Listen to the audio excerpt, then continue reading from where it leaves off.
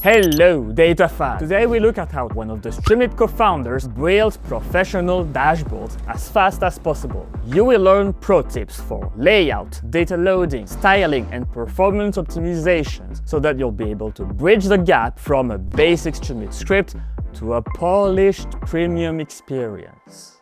Open your streamlit_app.py file, which we will run with streamlit run streamlit_app.py.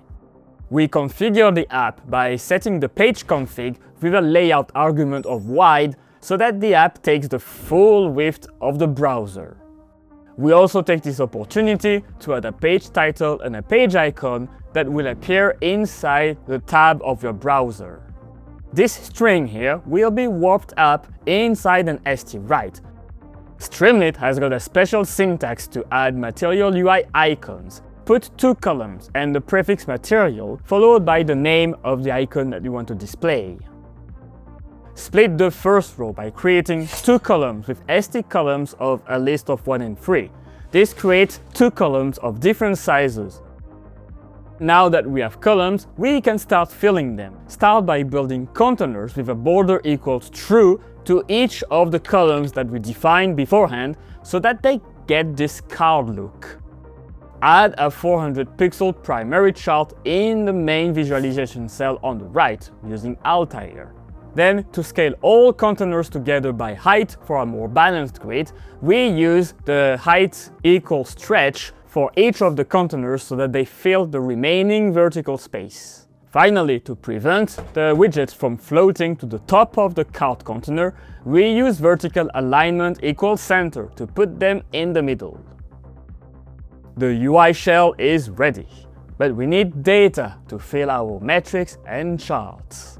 Inside a load data method that takes a set of stock tickers as argument, we use the yfinance library to pull data from Yahoo Finance.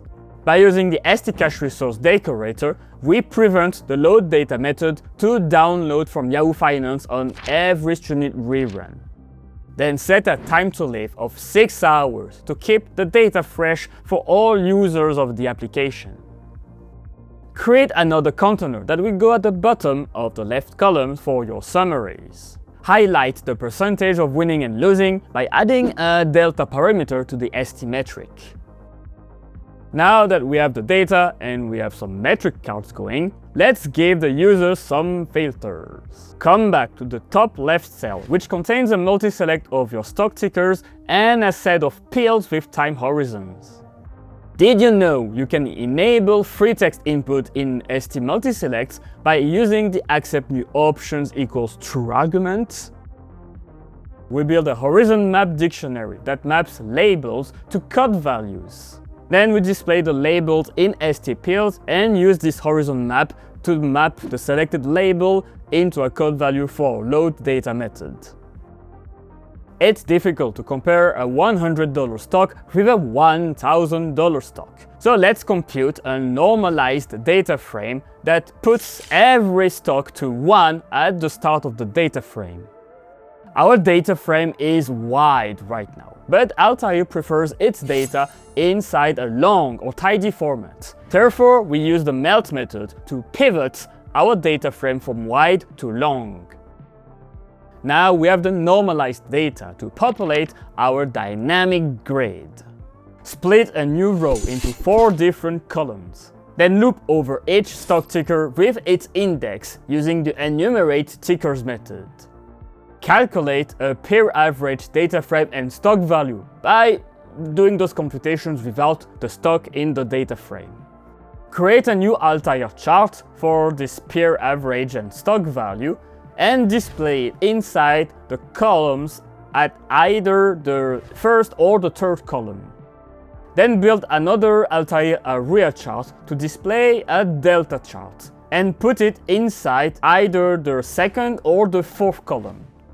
By using charts with a height of 300 pixels, put into containers with a border equals true argument, you're able to build this grid of cards where each stock ticker chart will go under the previous one in the column.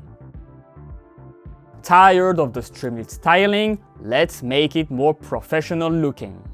create a new config.toml file inside the .streamlit folder.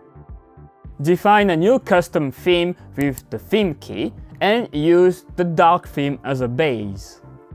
Then start filling your primary and background color to darker purplish, as well as your border colors and data frame header background color. Finally, for your text fonts, you can use the space grotesque from Google Fonts.